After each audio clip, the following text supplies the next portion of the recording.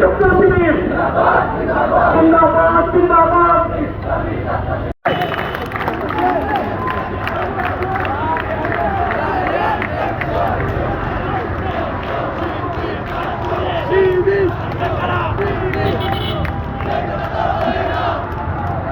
ছাত্রদের অধিকার আদায়ের জন্য ময়দানে নেমেছে,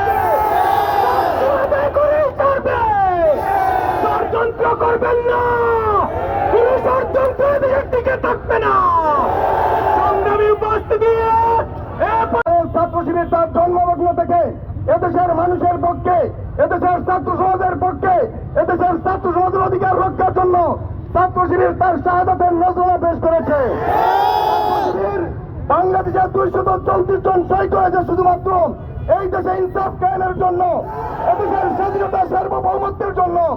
আপনারা জানেন শাহজালাল বিশ্ববিদ্যালয়ে ছাত্রদের অধিকার ছিল তাদের ছাত্র অধিকার, তাদের স্বেচ্ছুকে নির্বাচিত করা, কিন্তু আমরা দেখতে পেলাম সেখানে একটি দলের পরিচয় হাইকোর্টকে তারা ব্যবহার করেন ছাত্রদের অধিকার কেড়ে নিয়েছে।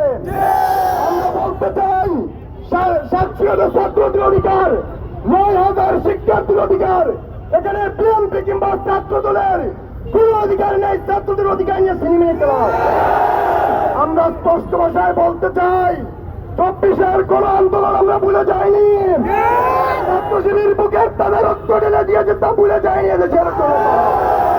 সুতরাং সেই দিকে আপনারা লক্ষ্য করুন, প্রয়োজনে ছাত্র শিবির আবার কি নেমে আসবে, ছাত্র জনতা রাজপথে নেবেন, রক্ত ঢেলে দেবেন, প্রয়োজনে আবার আহত হবে, আবার শহীদ হবে, এদেশের মানুষের অধিকার ফিরিয়ে দেবে ছাত্র শিবির। আমরা বলতে চাই আপনারা হাইকোর্ট